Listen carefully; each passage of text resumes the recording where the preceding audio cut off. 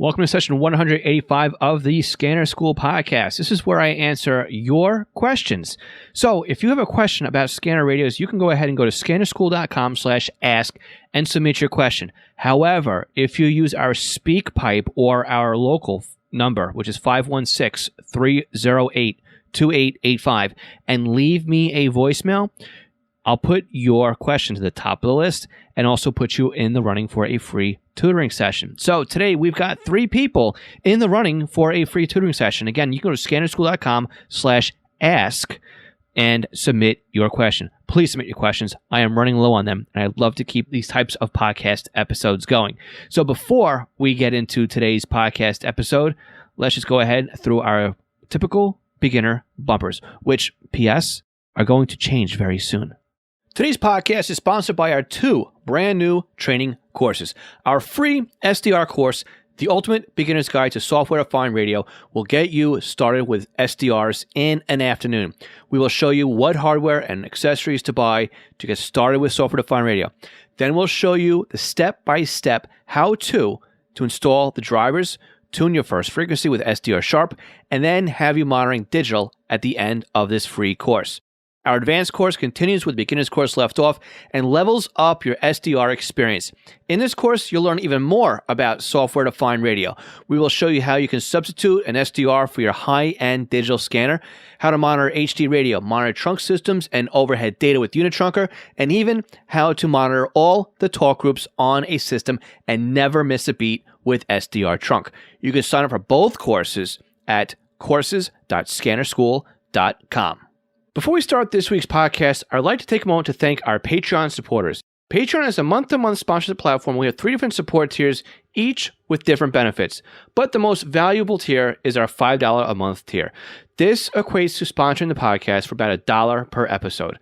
Now, not only do our $5 Patreon supporters receive the podcast early, but they also receive a commercial-free version of the podcast delivered directly to their podcast player. Some may say that the included Squelchy sticker pack that is mailed to your home is the best benefit of the $5 level, but I think it's the community or the club that is growing at this level. You see, we meet once a month on Zoom, and we have a roundtable discussion about scanning, ask questions, offer advice. Some of the members are answering other people's questions, and we just talk with our fellow Scanner School classmates. This is an exclusive group for our $5 Patreon members. Now, again, if all this wasn't enough at that level, you'll also receive discounts to upcoming Scanner School courses and offerings. Now, you can help support Scanner School by going to www.scannerschool.com/Patreon or www.scannerschool.com/support. Now, I'd like to thank all of our Patreon supporters at all levels, and they are Arthur Heron, Bill K., Brian King, Buzz Gold, Chris Paris, Craig Harper, Dan, Dave Pasco, David C., Denny Crotty, Ed Walsh, Edward Bramlett, Evan Barkak, Glenn Wright, Greg Johnson, Guy Lee, Jay Haycock, Jack Berry, James Broxton, James Felling, James Peruta, Jeff Block, Jeff Chapman, Jenny Taylor, Jim B., Jim Heinrich, John Keel, John Goldenberg, Ken Newberry, Kenneth Fowler, Kevin Zwicky, Lenny Bauer, Les Stevenson, Lynn Smith, Mark Beebe, Mason Kramer, Michael Kroger, Nicholas Stenger, Paul Teal, Raymond Hill, Robert Kanzler again, Ronnie Bach, Sal Marandola, Signals Everywhere, Terry Weatherford, Tim Mazza, Todd Glendy, and William R. Cand. Now let's start the podcast. Welcome to The Scanner School, a podcast dedicated to the scanner radio hobby. Class is about to begin. Here is your host, Phil Lichtenberger. Okay, welcome back to Scanner School. This podcast is here to teach you everything to know about the scanner radio hobby. Again, my name is Phil Lichtenberger, and my amateur radio call sign is W2LE. And today, I am answering your scanner radio questions. Now, many have submitted questions via our Ask page over at scannerschool.com/ask. Many have emailed me directly, and some, again, have been using our voicemail numbers. So, again, you can go to scannerschool.com/ask and click on the SpeakPipe link, which allows you to just use the microphone on your device, whether it's your computer or your tablet or your phone, and leave me a message. Or if you're right here in the States, you can dial 516-308-2885 and leave me a message. And, of course, I will answer it on one of these podcast episodes. So here is my request from you. Submit your questions, please. I'm running low on questions. Again, scannerschool.com/ask. Okay, so before we get to our very first question, I typically hold a live Q&A session on Facebook and YouTube when I release these podcast episodes. It's now July 2021. I had something come up here in the house, and I have to move things around in my basement right now. So I cannot hold the July Ask session on Facebook and YouTube when I would normally hold it. So we're going to postpone it, and we're going to look and see when this project's done, and we'll probably have something towards the end of July. So keep your eyes on our social media platforms and also our newsletters to find out when the rescheduled date is. So again, if you listen to this live on the release date, which would be July 5th, there will be no live Q&A session tonight on Facebook or YouTube or any of the social platforms. So again, the best way to know when we're going to go live is jump over to our YouTube page, click the subscribe button, ring the bell. This way, when we do announce our live, you'll know right away when we're going live. Again, you can follow us on Instagram, Facebook, or our newsletter, and we'll let you know there as well. Okay, our first question comes in from Jack Ritchie. Jack, go ahead with your question. Phil, it's Jack Ritchie near Windsor, Ontario, Canada, at the Detroit, Michigan border. With regards to your skip propagation and the other term you used, can we use an SDR RTL dongle to spy on when that sort of thing occurs? Like, what will our screen look like if we're being inundated with new FM broadcast stations that are skipping to our area, or AM or ham radio? Can we see some sort of violent activity on the screen when we have this phenomena occurring? What should we be looking for there rather than the aprsmonolink.org website? Or is it best to use the website to ascertain that something's going on? Thanks. Hey, Jack, great question. And this one is really interesting because if you look at or go back to our podcast episode where we talked with Larry Van Horn, that was back on session 177. Larry runs dxcentralonline.com, I believe it is, or DX Central Online is the YouTube channel. And he does a lot of this kind of stuff, right? His passion is AM and FM DXing and picking up those stations. And there's actually a plugin, which I was reading about the other day, and I can't find it right now exactly what it is, but it's like an RDS logger, and it will sweep through the FM broadcast band and start logging in different kinds of station IDs, right? And somebody had just posted the other day that they were actually able to log a station from here in eastern New York to New Mexico. And they said that was almost a near best when it comes to distance. And they were able to do that because they weren't really listening live, but they were going back through what their SDRs were doing and archiving and finding that. And again, I can't find the post where that came from or what exact software they were using, but there was a tool in their SDR software that allowed them to read the entire spectrum, basically, of all the RDSs and find out what they were picking up at certain times. But to answer your question about what you would notice on screen and what you're looking for. So one of the easiest things to look for, again, is just look at your typical FM broadcast band, right? And you should be able to know, just by looking at it on a day-to-day basis, where you'd expect to find your local stations. That's a very easy way of spotting things. And again, you could set up software so that when you hover over the peaks, it will identify the stations so you kind of know where the known stations are. But as you start pulling in left and right of your known stations, you may be able to see other stations peeking in or coming in just over the noise floor or something like that. So by using even like peak holds on some of the spectrum sweeps, you might be able to find different signals that are coming in that you normally do not get. So you'll notice that, again, your FM broadcast band is getting to be a lot more congested, right? A lot more frequencies off to adjacent sides of where your primary or your local FM broadcast station is, because again, they do have spacing, right, on either side where they have clear frequencies, because again, they're not at 101.1, 101.3, 101.5. No, it'd be 101.1, maybe 101.5 at a distance further away, so that they use 101.3 as kind of as a bleed, so for the signals to kind of bleed through. But again, if you're seeing something that's coming in on, say, 101.3, you know that that's an out-of-market station that's coming in. Another thing you can look at, too, is just your typical amateur radio band, right, in VHF. You should be able to identify and log and put maybe into the frequencies manager on SDR Sharp all of your local FM repeaters. This way when you hover over your display, as you see the repeaters coming in there, they're identified right in the waterfall or in the display.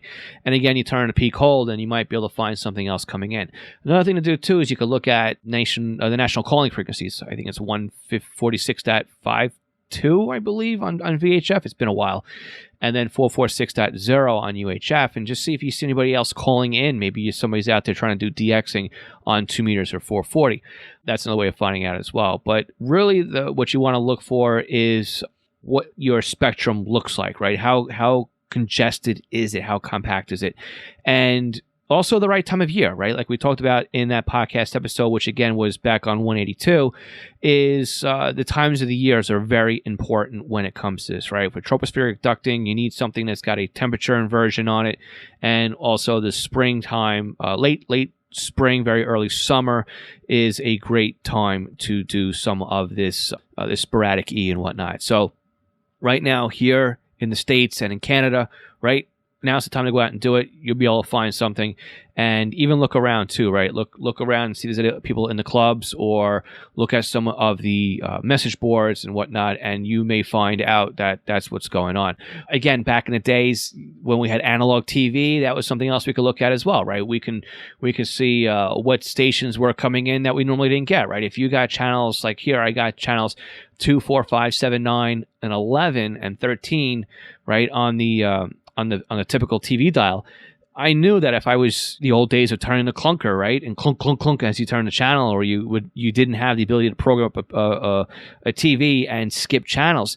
And if you were going through, and again, if you had 2, 4, 5, 7, 9, 11, I mean, it shows you I used to watch only those channels, and something would have come in on channel 8, you knew there was something different coming in. Or if like where I am, right here on Long Island, I'd be able to start pulling in some stations from Connecticut and out-of-market stations down in the Philly market.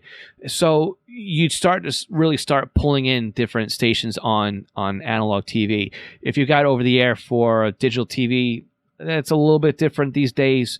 I've never really played around with digital FM DXing or digital FM TV DXing, although I know a lot of people have been doing that.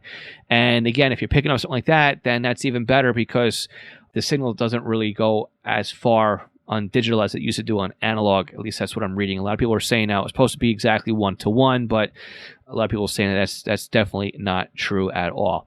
So, long story short, look at your waterfall display, look at your spectrum display. If you're starting to notice a lot of congestion on there, a lot more highs, a lot more players in the party, so to speak, right, you're going to notice that there's just more things to click on.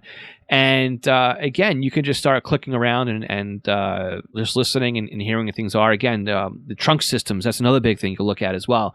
If you have the trunk systems identified in your favorite trunk tracker, a piece of software like DSD Plus, Unitrunker, Trunk SDR, OP25, whatever, and if you start going through the spectrum displays and you start just clicking on the little spikes in there and you come across something that's not identified, that's a good indication that you've got something going on. Again, you're talking about, depending where you are, right? There are definitely some VHF, UHF trunk systems out there, although many of them are up in the 700, 800 band.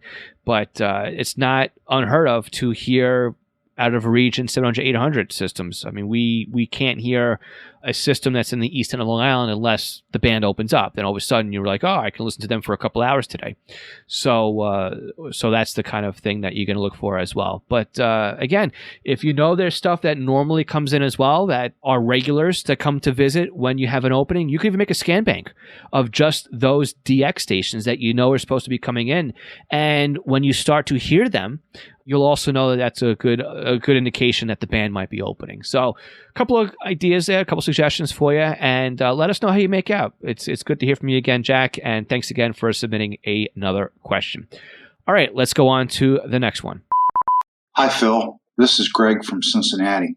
I listen to your podcast all the time. I've started listening a couple months ago, and I'm now up to podcast 100. I'm trying to do them in order, so you may have already answered this question.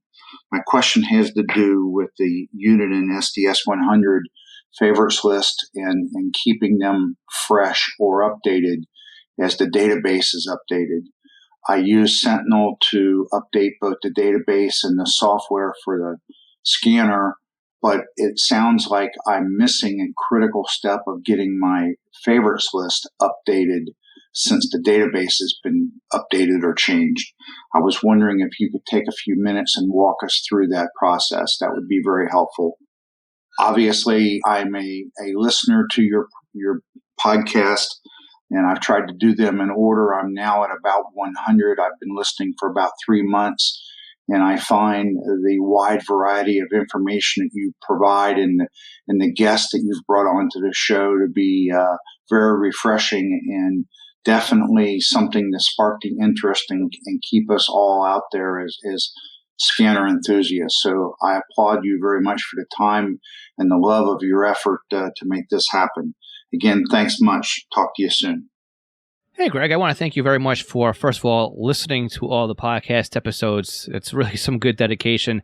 And I want to thank you for sticking through all of them. And hopefully you catch this one soon and get right to your answer instead of waiting for another 80-something more podcast episodes to go by. But as far as going back and updating your master database with Sentinel and then trying to get your favorites list updated from there, you are not missing any steps. This was the way that I understand how exactly this is designed. Let's think of things this way. You are using your Home Patrol scanner as designed, and you put the zip code in, or you're hooking up to a GPS and you're going out and you're driving around with your scanner in the car. Well, the scanner's working as designed, right? You're using geocoding on the categories of the systems that you're using and the sites on the trunk systems. And that is turning things off and on in your scanner. Also, you've selected, say, fire attack, fire dispatch, police dispatch, right? You're customizing your scan list, right? That's the key phrase here. You're customizing your scan list. That's the market that the Home Patrol was originally marketed for. Somebody that wants a scanner, does understand how to program it. All they want to do is take it out of the box, put it on their countertop, hit a couple buttons, maybe sync it, and that's it. That's all they're looking for. We are advanced users when it comes to the Home Patrol. Pat yourself on the back if you don't think you are, because you are. Creating custom scan lists using favorites lists basically removes or takes a snapshot of the database at that time and creates a favorites list from that moment in time. Once you create a favorites list, you are disassociating everything in that favorites list from the master database. They are not tied to one another. There's no symlink. There's no road to recovery here. Okay? You are just taking, this is what's in the database right now. Let me make a copy of it and let me paste it over here. It's a separate copy. It's not a backup. It's not any way that you're going to be able to mix one from the other. So you've got your favorites list. You're out using it. Everything is fine. All of a sudden you realize in Radio Reference, now all of a sudden there's a couple of changes to your local system. You do an upgrade or an update on the master database, but you're not hearing the new talk groups, the new frequencies in your scan list. Well, why is that happening? Well, just because of what we just said. One does not push to the other. The master database does not push to the favorites list. The favorites list does not pull from the master Home Patrol database. They are disassociated. What you have to do is go into the master database and go down to the new stuff and append the new stuff to your favorites list. I really wish there was a way in Sentinel to just flag the newer stuff that was updated since your last update or updated in the last 6 months, 6 weeks, something like that. There isn't. It'd be nice if that would be an upgrade to it. But if you're grabbing an entire category, such as your county's fire or your county's police, you can just re-grab all of your county's police, right-click on that category, append the favorites list, and dump it into your favorites list. Only the new stuff is going to end up there. Anything that's existing will be overwritten. Anything that be new will be appended. However, anything that has been deleted or a category has changed or something like that, if it's deleted, it's not going to be deleted from your favorites list. Okay, let's put it that way.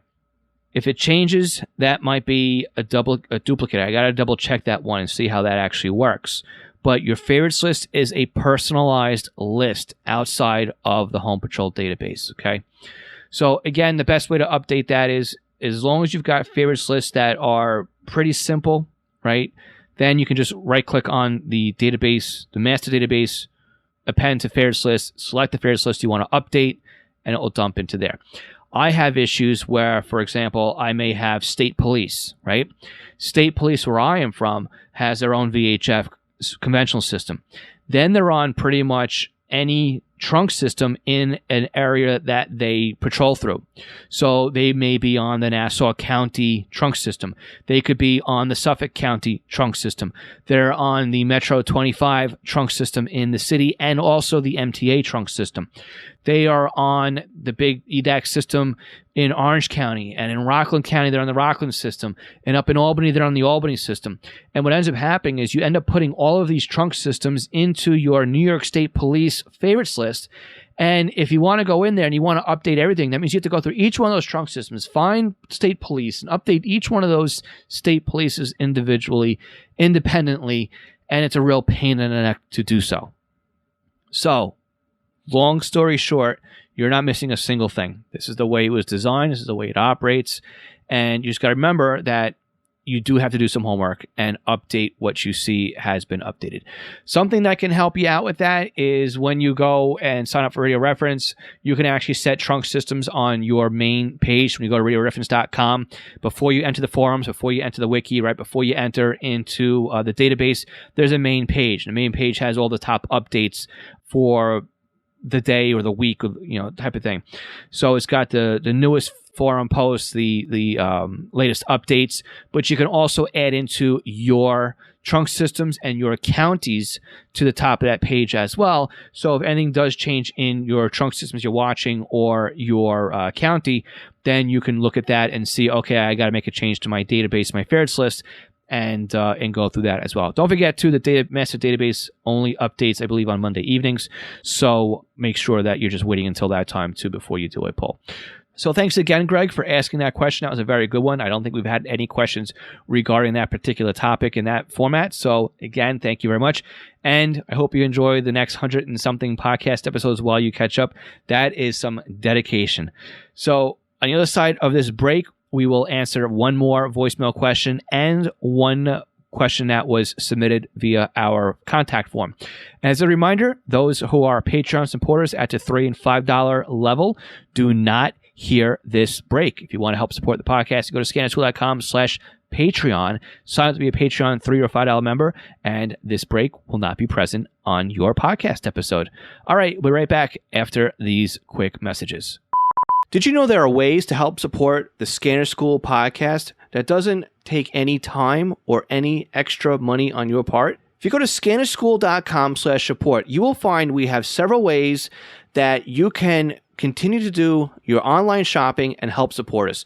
We have links to Amazon. If you click on our link before you go to Amazon, anything you buy from there will help support Scanner School.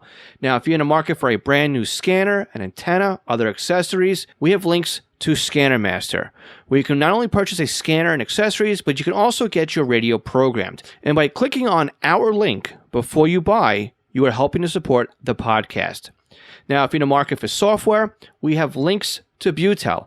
And if you want something new to you, we also have links to eBay. Again, just go to scannerschool.com/support before you make your purchases, and you are helping to support Scanner School at no additional cost to you.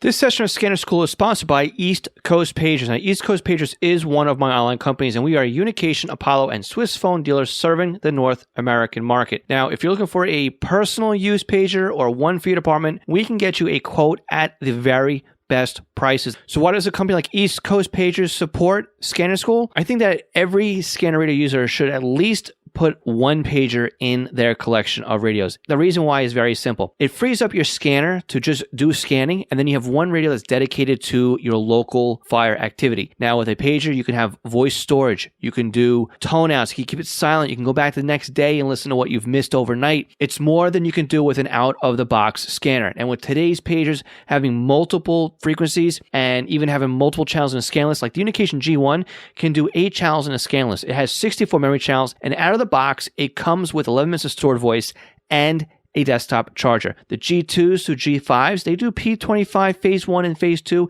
in simulcast environments with stored voice, paging on conventional and P25. Oh, and they're upgradable too to DMR Type 1 and Type 2. They are more rugged than today's consumer-based scanners. And with a pager like a Swiss Phone S-Quad, you won't even realize you're wearing one. It'll help keep you informed as to what's going on in your neighborhood. So again, eastcoastpagers.com or contact me directly, phil@eastcoastpagers.com. Do you have a new scanner? You're having problems understanding how it works? Maybe you're new to the entire Home Patrol database of programming and you can't figure out Sentinel. Did you get a new SDR and you're trying to figure out how to install it? Or you want to learn how to use Unitrunker, DSD+, maybe set up a PieAware, or even just make some changes and you don't understand how this system and the equipment works? The podcast might be great for you, but maybe you need a little bit more of one-on-one help with setting something up. I'm available to do just that with you with our private tutoring sessions. You can book me online by going to scannerschool.com/consulting for a 1-hour session. And it's great because we can actually share computer screens remotely, and I can guide you through step by step as if I was sitting right next to you. So again, book me for an hour at scannerschool.com/consulting for your scanner radio one-on-one tutoring session. National Communications Magazine is your personal library of scanner, CB, GMRS, FRS, MURS, and two-way radio articles written by the best minds in the business over the past 3 decades. Your NatCom personal online access account allows you to download the newest issues of America's Hobby Radio magazine, as well as back issues too. So visit natcommag.com to download your free sample issues and sign up today. That's natcommag.com for National Communications Magazine. Okay, Michael has our last voicemail question for the month. Michael, go ahead and ask your question. Hello, this is Michael Schuler. I just have a question with the SDS 100 and 200. In Niagara County, we have numbers with 911009. I would like to change it to 7RM3. How would I do that? Hey, Michael, great question. So what I am thinking is I looked through Niagara County, New York, and up in Canada as well. So what I'm thinking is you're looking at here are the radio IDs. And after coming to that conclusion and listening to your question one more time, I think I'm on the right path here. So what you want to do is in Sentinel, you're going to want to add unit IDs. This brings up, this is under the trunk system, by the way. And what you're going to do is you're going to start adding in the radio IDs that you're listing. So that 911 whatever, you enter in, and then you put an alias right next to it. So you can name the alias whatever you want it to name. So for example, it looks pretty much exactly like a talk group ID table, except these are just radio IDs. So you would actually name the unit ID name, which is a long string name of what it is you want it to be. So for example, it could be dispatch center or RMP XYZ, or as you say it was whatever the string of the string value you want it to be. The next column over is where you put the radio ID in. So it'll be 911 whatever for the unit number. And then you can set an alert tone and also a LED status off and on for that radio ID. That means whenever that radio ID now is shown on your screen, it would actually have underneath. Now, if you set up your extended display correctly, you would actually have the name of the unit ID on your screen. So the next thing you want to make sure, though, is obviously if you're seeing the unit IDs on your screen, then you've got that display turned on. But just go into your custom display configuration. Make sure the unit ID name is selected. So the way I have mine set up is basically I've got the department name, and then I've got the talk group ID, and then below the talk group ID, I actually have the unit ID and the unit name below that on my display. So that's what shows up on my scanner. So again, if a dispatcher comes on the air, it will actually say, police, talk group ID, police, and then it would say dispatch unit. So it's almost impossible to tag every single radio on a system because of the fact that radios can move around. Units can change, cars, if one goes in the shop, those kinds of things. But for the most part, they do stay steady enough that if you had to change the names, that's where you would do it. So basically what you're going to do is you're going to create a favorites list for that system. You're going to then add a unit ID list into that system and then start populating your unit IDs. Now, if you're looking at just changing, if I misunderstood your question and you want to change the name of the talk group, again, I looked at every single trunk system in Niagara County, both on the Canadian and the US side of things here in New York. So I could not find anything that matched that 911 prefix on the talk group ID. So again, this is why I'm leaning into radio ID. But let's just assume I'm wrong here. It does happen. Just don't tell my wife. And let's just say it is a talk group. Same deal. Make up a favorites list and then go through each one of these talk groups and just change the alpha tag on it to whatever it is that is pleasant to you. But again, I think that we're talking about radio IDs. Just go and create your own favorites list, add a unit ID table into the list, and then start populating the list from scratch. All right. I do it all the time. I love having unit IDs on display in my scanners.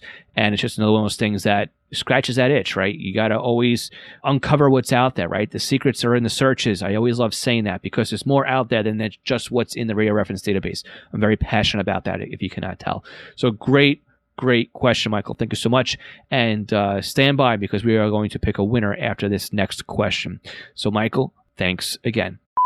Okay, so our last question of the month comes in from Joaquin. So Joaquin asks us, there have been many questions on radio reference unit and forums on the SDS 100-200 with filters.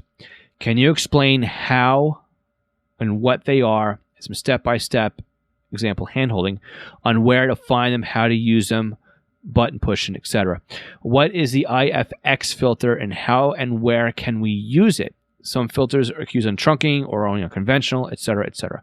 All right, so let's go backwards on your question and go from there. So the IFX is not really a filter. It's an actual changing of the intermediate frequency in your scanner. What that basically means is, in a simplest form, is that there's an IF in there. It's the intermediate frequency, and that is set to a certain frequency. So let's just say, for example, it's 10.7 megahertz. Let's make things easier on us right now and just say it's 10, okay? What ends up happening is when you tune your scanner, you're not actually tuning to, say, for example, 440.0. You're tuning to 430.0, and then the IF adds 10 when it goes through and then becomes 440.0, okay? That's how things work. But what happens when you're tuning your scanner and at 430, there's a birdie, okay? Well, what we do is we enable the IFX. That changes the sample frequency, and hopefully that gets rid of the birdie or the interference on your receiver. So I use that all the time here because it seems like on low band, on some frequencies, power supplies, those switching power supplies are very dirty, and they will actually radiate some noise. And by using the IFX, sometimes you can actually remove those spurious emissions, so to speak, from those power supplies, and then you can actually tune into a frequency that works well for you. Now, what we also need to look at, though, is that we program those into the scanner, and we know how to toggle those as well. So normally it's a function plus the IFX button will set those values up for you. Now, as far as your other questions and going into filters, there's several places that you can find filters. And unfortunately, I don't really remember off the top of my head how to do this, but we'll walk through it best as I can off the top of my head when it comes to filters. So filters, there's no real set explanation anywhere, documentation as far as what the filters are. So before his passing, Upman actually posted on Radio Reference something very simple here is normal is a high pass filter, invert is a low pass filter, and wide is wider pass frequency. That's really the only explanation we ever got on anything. Plus there's global, which means there's a global setting in the scanner that trumps all the settings basically and what we can defer back to. So there's several places we can go in here and set filters. We can set filters down to the frequency level, down to the trunk system level or the site level, and then also in the search regions and also then on a global region. So what ends up happening is, say, for example, and this is one that was given online, was that somebody was sitting across the street from a tower, and then they knew that they should be able to receive the signal because they can physically see the tower from the R, but the SDS was not working well. Once the filters rolled out and they toggled the filter, then all of a sudden they can receive that trunk system. So filters are best thought of on a case-by-case basis. So for example, is if you've got your global filter settings set to normal and all of your frequencies and trunk systems are all set to use the global filter, then, and everything's working fine, then there's no reason to go in there and play around with the filters.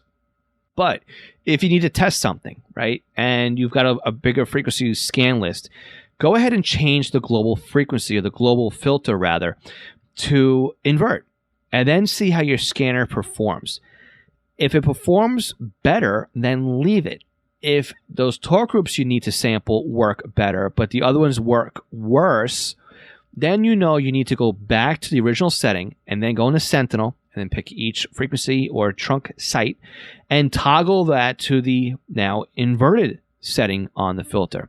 So you got to keep in mind that the SDS 100 and the SDS 200 are kind of built more like software-defined radios. Again, I guess it's what the SDS is, a software-defined scanner, right? I guess you can think about it that way. And you're missing the core multiple conversion circuitry that is missing from a lot of radios, right? You'd have this double or triple conversion setup that was originally in a lot of radios, where the frequency is sampled multiple times through multiple stages before it gets to the end result. And that's where you had a lot of filtering taking place. You'd have an RF filter and an RF amp filter, then you have a mixer, then you have a second IF amp filter and a second mixer and a third IF amp filter and a demodulator and an audio amplifier after it passed through all that stuff. And when you start using software for a lot of that stuff, you're taking all the hardware out of the mix. And those filters replace the hardware component that were replaced. So that's why we have those filters added into the scanner. At least that's the way I understand it. So there's no real simple answer for these, unfortunately. You're going to have to go in there and you're going to have to try these things and see how they work and find out which is the best solution for those frequencies and torque groups that you need to go through. So again, in order to find them, the first one is going to be primarily under settings and then global settings and filter settings underneath there, right? Settings and filters and global settings. When you go into the actual frequency, you're going to have to go into program system, then edit the groups, then go into edit frequencies. And then when you find the frequency, then you need to edit the frequency. And then you're going to dig down through those options in there. And there's going to be an option for filters. Same with trunk systems. You can go into edit groups, then edit trunk system, and then edit sites, and then you're going to go into edit the filters. So again, if you're using Sentinel, it's a lot easier to find those, but you got to remember you have a global, and then you've got one per frequency or one per trunk site. So that's where the filters are. And I know this is a question I get a lot, and filters are one of those things I wish you did a little bit better job explaining how they work, function, and operate. But that's a very, very great question. All right, so with that, we have got 4 questions answered this month. I need more questions, though. Please go to scannerschool.com/ask. Submit your questions via email or use the voicemail buttons on there for SpeakPipe to use your device's microphone to leave me a question, or give us a call at 516-308-2885 to ask me a question. So again, we're going to give away 1 free tutoring session right now. If you need help with your scanner and you want one-on-one help, again, you go to scannerschool.com/tutoring and book me using the online calculator to find a slot that works for the two of us. And it's a great way. We use Zoom, and I think we're all used to Zoom these days where we can share a computer screen and a camera, and it's just like me being there right next to you to help you through your, or to help you out, get you going. I've done plenty of these with scanners, setting up scanners, answering questions, going through software-defined radios, configuring even ADS-B receivers on Raspberry Pis and stuff like that as well. I've done quite a lot of these types of tutoring calls, and even just to bounce ideas off of somebody, right? That's really what a good use of this is as well. So let's go ahead and put in our 3 questions that we have gotten today, and we will go through in order. So number 1, I've got Jack. Number 2, I've got Greg. And number 3, I've got in Michael. So let's go ahead here and pop this into my spreadsheet here. Next to my spreadsheet, I just basically have a random number generator. And the random number generator is going to give me back a 1, 2, or 3, depending on what it feels like. So I've got it in here, and what I'm going to do is I'm going to hit the refresh button 5 times.